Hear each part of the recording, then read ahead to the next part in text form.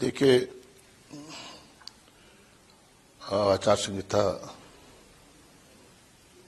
की तिथि का अभी घोषणा नहीं हुई है, लेकिन निश्चित रूप से कांग्रेस लोकसभा के चुनाव के लिए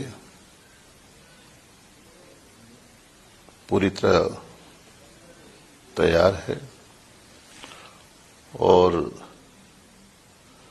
जिस तरह का वातावरण है देश का,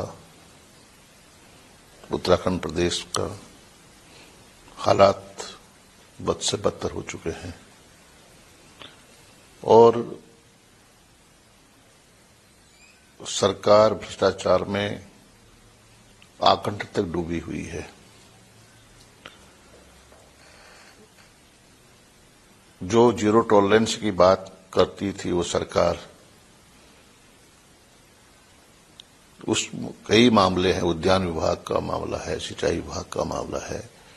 माननीय उच्च न्यायालय ने निर्देश दिए हैं कि इसमें सीबीआई जांच होनी चाहिए और माननीय उच्च न्यायालय में सरकार गुहार लगाती है कि इसमें सीबीआई जांच नहीं होनी चाहिए और माननीय उच्चतम न्यायालय साफ तौर से कहती है कि सरकार सीबीआई जांच से क्यों बचना चाहती है। तो जाहिर सी बात है कि सरकार डरी हुई है, घबराई हुई है। रोजगार के अवसर खत्म हो चुके हैं।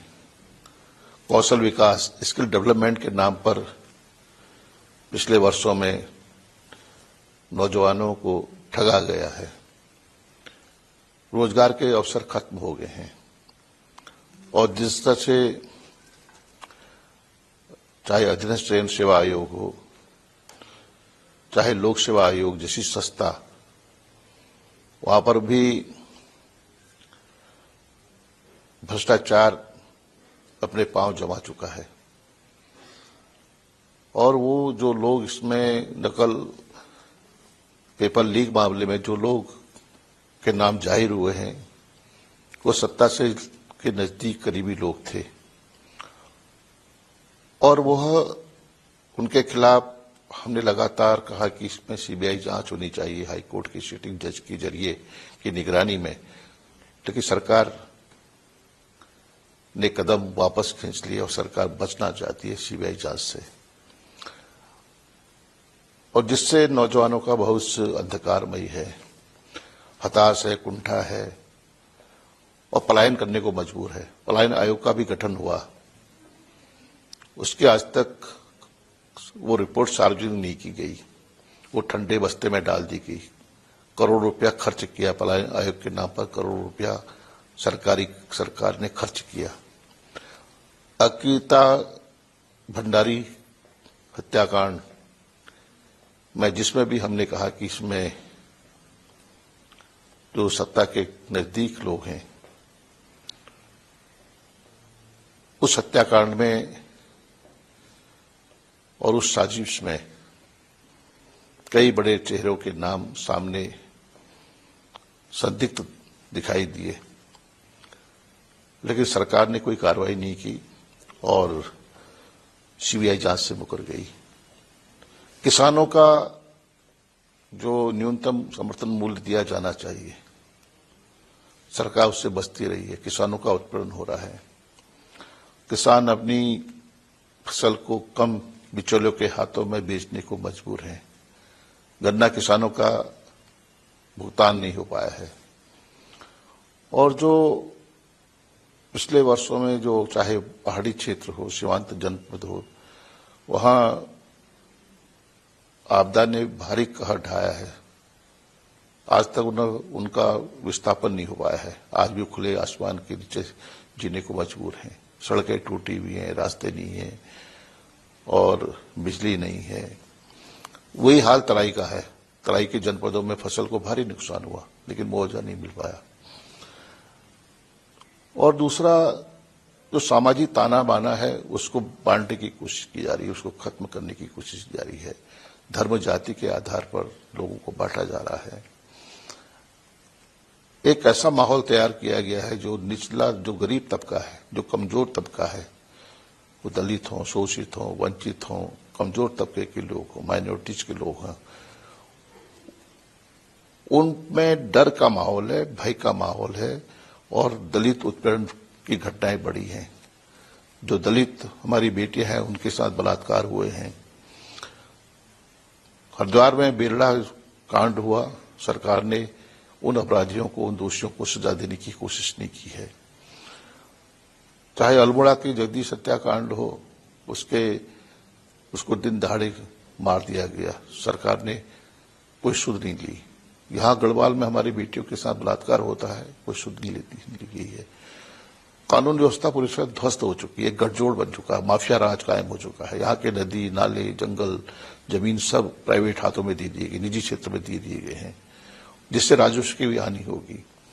एक आतंक का माहौल है, लेकिन सरकार चुप्पी साधे हुए है। सरकार का एजेंडा सिर्फ है धर्म के नाम पर, जाति के नाम पर समाज को विभाजित करो, और वो रोटियां सेकना चाहते हैं। और निश्चित रूप से उत्तराखंड का जो लोकसभा का चुनाव है, ये देश की दिशा को तय करेगा, निर्धारित करेगा। और मेरा मानना है कि कांग्रेस के लिए बहुत सारी संभावनाएं हैं। कांग्रेस ने एक इतिहास लिखा है। इन्वेस्टर समिट के नाम पर पहले भी करोड़ रुपया पानी की तरह बहा दिया गया, और फिर ग्लोबल इन्वेस्टर मीट के नाम पर, ग्लोबल समिट के नाम पर विदेश और देश में उद्योगपतियों को उसके साथ संपर्क किया गया, ऐसा जाहिर होता है। लेकिन कितने उद्योग लगे, कहां एग्रीमेंट हुए, कहां एमओयू साइन हुए, कहीं कुछ दिखाई दे रहा है। सिर्फ जनता को, नौजवानों को गुमराह करने की कोशिश की जा रही है, और अफसरशाही बेलगाम है, एक गठजोड़ सा बन चुका है। तमाम आज बिना सुविधा शुल्क के आम आदमी अपना काम करने में काम नहीं करा पा रहे हैं। तो इस तरह का एक वातावरण देखने को मिल रहा है उत्तराखंड में, जिसकी कल्पना भी नहीं की थी। तो मेरा निश्चित रूप से मत है, जिस तरह का वातावरण है, जिस तरह का माहौल है, भारतीय जनता पार्टी लोकसभा चुनाव में जो उसका लक्ष्य है उससे करीब भी नहीं ठहर पाएगी। अल्मोड़ा के तमाम कार्यकर्ता आपको बतौर उम्मीदवार चाहते थे और आपकी जीत का दावा भी कर रहे थे, क्या कारण रहे कि आपने चुनाव लड़ने से आप मना कर रहे हैं? और क्योंकि बीजेपी जो है वो इस मामले में कह रही है कि कांग्रेस करी हुई है, इसलिए चुनाव लड़ने से बड़े नेता जो है मना कर रहे हैं। देखिए, वहां लोकसभा के सांसद भी रहे हैं, राज्यसभा से भी चुने गए हैं, और विधानसभा के सदस्य भी रहे हैं, प्रदीप टमटा जी, और उन्होंने वहां बेहतर काम भी किया है, और उनका कार्यक्षेत्र है, कर्मस्थली रही है। तो निश्चित रूप से उनकी दावेदारी मजबूत बनती है। और मैं धन्यवाद देना चाहता हूं उन कार्यकर्ताओं, उनके सहयोगी साथियों का, जिन्होंने मेरे नाम पर भी विचार किया। पार्टी ने तय किया है कि श्री प्रदीप टमटा जी, माननीय प्रदीप टमटा जी मजबूती के साथ चुनाव लड़ेंगे। उनका संपर्क भी है, उनका संवाद भी है, और एक बेहतर प्रत्याशी कांग्रेस ने वहां पर भेजा है। क्या नैनीताल से पार्टी कहती है चुनाव लड़ना चाहिए? देखिए, पार्टी का निर्णय, तो पार्टी का जो भी फैसला इस पार्टी ने हमेशा शिरोधार्य किया, स्वीकार किया है, और पार्टी हाईकमान से ऊपर कोई नहीं है। तो जो भी निर्णय होगा, जो भी निर्देश होंगे, उसका अनुपालन करूंगा, और ये मेरा धर्म है और उसको निभाना मैं जानता हूं। तो बीजेपी के 5 उम्मीदवारों पर क्या कहेंगे? 3 सिटिंग सांसद हैं, क्या एंटी इनकम पेनल्टी का फायदा मिलेगा कांग्रेस को? अब देखिए, जो सांसदों को चुनाव मैदान में जो 3 सांसद हैं, इस चुनाव में भी उन्हें उम्मीदवार भारतीय जनता पार्टी ने बनाया है। उपलब्धियां बताएं, ये वक्त है उपलब्धियां बताने का। ये वक्त है कि 5 साल हमारा प्रदर्शन क्या रहा, कि लेखा जोखा दे जनता के सामने, लेखा जोखा पेश करें कि हमने 5 साल में अपने लोकसभा क्षेत्र में एक नई योजनाओं की शुरुआत की है। हमने यहां पर कल्याणकारी कार्यक्रम किए हैं, किस क्षेत्र में उन्होंने काम किया है, इसको जनता के सामने पेश करना चाहिए। जनता जब सवाल न भी पूछे, लेकिन जनता के सामने अपने कार्यकाल की उपलब्धियों का जिक्र रखना, एक देखा जोगा रिपोर्ट पेश करनी चाहिए, रिपोर्ट कार्ड देना चाहिए, लेकिन उपलब्धियों के नाम पर शून्य। जो सांसद महोदय, जो सांसदों ने जो गांव गोद लिए थे, उनकी क्या दशा है? क्या वो विकसित आदर्श गांव बन पाया? क्या बुनियादी सुविधाएं मिल पाई? तो ये एक वानगी है भारतीय जनता पार्टी के विकास की खोखली, जो उनकी जो विकास की जो नारा है वो खोखला है। और मेरा मानना है कि ये तो चुनौती भी है भारतीय जनता पार्टी के जो सांसद वर्तमान है, जिन्हें दोबारा अवसर मिला है, वो लेखा जोखा पेश करें, जनता के सामने प्रस्तुत करें कि हमारी ये उपलब्धियां हैं, हमारी। हाँ, इतना जरूर है, जो केंद्र पोषित योजनाएं हैं, जो सेंट्रल स्पॉन्सर्ड स्कीम से हैं, जो केंद्र सहायतित योजनाएं हैं, वो काम कुछ देखने को मिला है, लेकिन उनके खाते में क्या है? शून्य, जीरो। सर, पूर्व सीएम त्रिवेंद्र सिंह रावत को भी 4 साल बाद मुख्यधारा की राजनीति में लाया गया, उनकी उम्मीदवारी पे क्या कहेंगे आप? और सर, सीएम पद से हटाया गया, उसके बाद विधानसभा नहीं लड़े गए, अब सांसद का टिकट नहीं दिया गया, तो क्या कहना चाहेंगे? देखिए, उनका आंतरिक मामला है, प्रत्याशी तय करना, उम्मीदवार का चयन करना, और ये उनका आंतरिक मामला है। लेकिन जमीन धरातल आने वाले चुनाव में जाहिर सी बात है कि सबको तस्वीर साफ हो जानी है, किसका प्रभाव कितना है, क्या असर है, व्यक्तिगत क्या उनका योगदान है हरिद्वार के लिए। हरीश रावत जी भी चुनाव लड़ने से मना कर रहे हैं, क्या इसका असर कार्यकर्ताओं के मनोबल पर किस तरह से पड़ेगा? अब देखिए, पार्टी हाईकमान तय करेगा। हरीश रावत जी सीनियर लीडर हैं, वरिष्ठ नेता हैं, और उत्तराखंड में उनकी अपनी एक अलग छवि है, जननेता है। तो सभी की भावनाएं हैं कि हरीश रावत जी उत्तराखंड में हरिद्वार से उम्मीदवार बने, और मुझे विश्वास है कि सारे कार्यकर्ता उनके साथ एकजुट खड़े होंगे। ऐसे कौन से मुद्दे हैं जिनके आधार पर आपको लगता है कि जनता कांग्रेस के साथ आएगी और चुनाव? देखिए, सबसे बड़ा मुद्दा है बेरोजगारी, मुद्दा है महंगाई, मुद्दा है पलायन को रोकना, मुद्दा है किसानों की जो न्यूनतम समर्थन मूल्य है उनको वाजिब हक देना, मुद्दा है कानून चरबराती व्यवस्था को दुरुस्त करना, मुद्दा है भ्रष्टाचार, बहुत बड़ा मुद्दा है करप्शन। जैसा मैंने कहा कि इस मुद्दे पर हमारे पास बहुत ज्यादा इस भ्रष्टाचार जो मुद्दा है, यह इसलिए कह रहा हूं कि जीरो टॉलरेंस का नारा, स्लोगन इन्हीं का दिया हुआ है, और हर जगह भ्रष्टाचार दिखाई दे रहा है। भ्रष्टाचार में सरकार पूरी तरह डूब चुकी है। ये मुद्दा है। मुद्दा है आपदा, जोशीमठ, धारचूला, रुद्रप्रयाग, उधमसिंह नगर, हरिद्वार और भी जनपदों में जहां पर भारी नुकसान हुआ है, आंशिक नुकसान हुआ है, उसके भरपाई आज तक सरकार नहीं कर पाई है, पुनर्वास नहीं कर पाए हैं, और बिगड़ती हुई कानून व्यवस्था, बेलगाम अफसरशाही, और जो खनन माइनिंग का काम है, उसको निजी क्षेत्र में देने का क्या उचित था? क्या मजबूरी थी? तो ये सवाल तो जनता पूछना चाहेगी, और ये मुद्दों को लेकर हम जनता के बीच में जाना चाहते हैं। कांग्रेस के कई नेता पार्टी छोड़कर गए हैं, कई और के जा रहे हैं, ऐसे में किस तरह देखिए चुनाव पे इसका क्या असर पड़ता है? देखिए, जो परिवार है, परिवार में अगर कोई व्यक्ति परिवार से छोड़ देता है तो दुखद तो है ही, लेकिन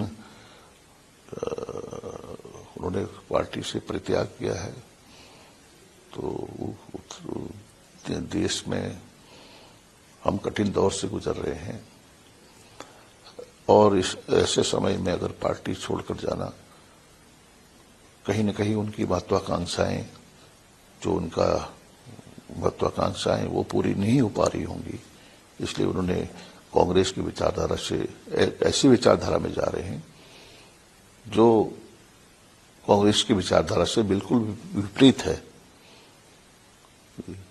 उत्तराखंड में सरकार लगातार नियुक्ति पत्र बांट रही है और सरकार कह रही है कि बेरोजगारों के सपने पूरे कर लिए सरकार, इस मामले में देखना चाहिए। देखिए, जो नौजवान हमारे भाई बहन हैं उन्होंने मेहनत की है, अपनी मेहनत से उनको उसका प्रतिफल मिला है।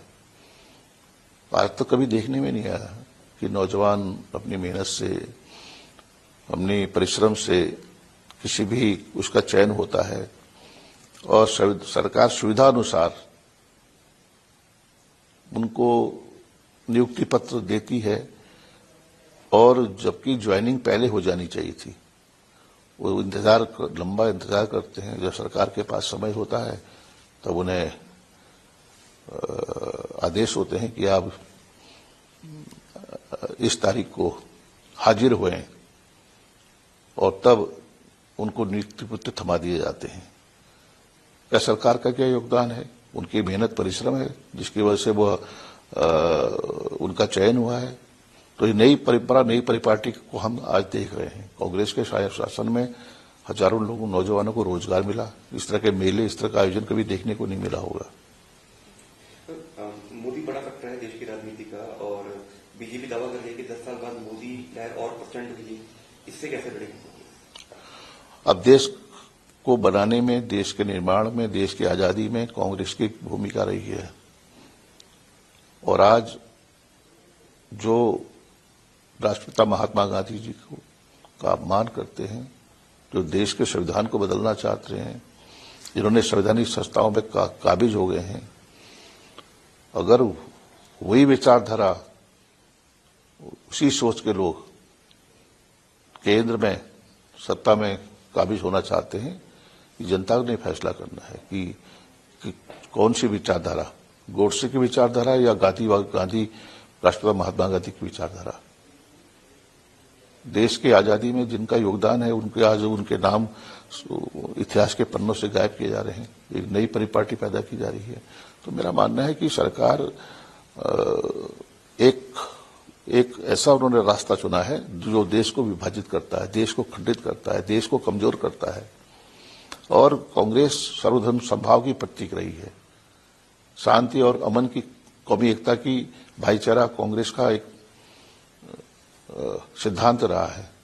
भाईचारा, कौमी एकता, आपस में सौहार्द। आज भारतीय जनता पार्टी में एक डर का माहौल पैदा कर दिया है। लोग डरे हुए हैं। संविधान को खत्म करने की कोशिश की जा रही है, देश को बांटने की कोशिश जा रही है। तो देश की जनता ने देश की जनता के सामने लोकसभा का चुनाव है और उन्होंने फैसला करना है। मुझे यकीन है कि ऐसे फाशिस्टवादी ताकतों को, अधिनायकवादी ताकतों को इस चुनाव में निश्चित रूप से जवाब देगी और कांग्रेस को एक मौका देगी, अवसर देगी। सर, गांधी सरकार के इस कार्यकाल के 2 साल पूरे होने वाले, कैसे देखते हैं 24 महीने की कामकाज को? मैंने इतना आपसे कहा है कि उपलब्धियां और रोजगार, बेरोजगारी, अवरुद्ध विकास, भ्रष्टाचार में डूबी हुई सरकार और चरमराती हुई कानून व्यवस्था, ध्वस्त होती हुई कानून व्यवस्था, ये तमाम मुद्दे हैं जिस पर यही 2 साल की तस्वीर हमारे सामने है। सर, अगर नैनीताल सीट से आपको टिकट नहीं मिलता है तो क्या भूमिका रहेगी आपकी आने वाले चुनाव? नहीं, मैंने कहा मैं कहीं मेरा उम्मीदवार नहीं हूं, मैंने पहले ही स्पष्ट कर चुका हूं मैं। लेकिन है कि हम एक कार्यकर्ता के रूप में, एक प्रचारक के रूप में पूरे प्रदेश में जहां मेरी आवश्यकता होगी, आवश्यकता हो या न हो, लेकिन मैं अपनी हाजिरी हर जगह लगाऊंगा। पार्टी के सिपाही के तौर पर हम पूरे प्रदेश में चुनाव प्रचार में भागीदारी रखूंगा। सर, क्या मानते हैं इसमें सबसे बड़ी चुनौती कांग्रेस के लिए क्या है प्रदेश में आने वाले लोकसभा चुनाव को देखते हुए? क्या चुनौतियां मानते हैं जिसको लेकर सरकार जो है चुनाव के लिए तैयारी कर रही है, तैयारी में लगी हुई है? देखिए, चुनौतियां मैंने जिनका जिक्र किया है, देश में अमन, चैन, शांति, सद्भाव, ये बहुत बड़ा प्रश्न है। देश को के समग्र विकास के लिए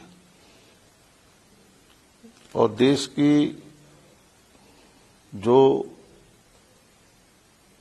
परंपरा रही है, उन परंपराओं को पुनर्जीवित करने के लिए आज जरूरत है देश को एकजुट करने की, देश के निर्माण की, देश को बनाने की, जिसने हमेशा कांग्रेस ने उसी दिशा में काम किया है। डर भय खत्म करने की, संविधान को बचाने की, लोकतंत्र को बचाने की आज जरूरत है। इसलिए हमें उम्मीद है, आशा है कि देश से बड़ा कोई नहीं है और कांग्रेस ने हमेशा इस बात को रखा है जनता की, देश है तो हम हैं। जब देश ही नहीं रहेगा फिर लोकतंत्र खत्म हो जाएगा, फिर बचेगा ही क्या। धन्यवाद।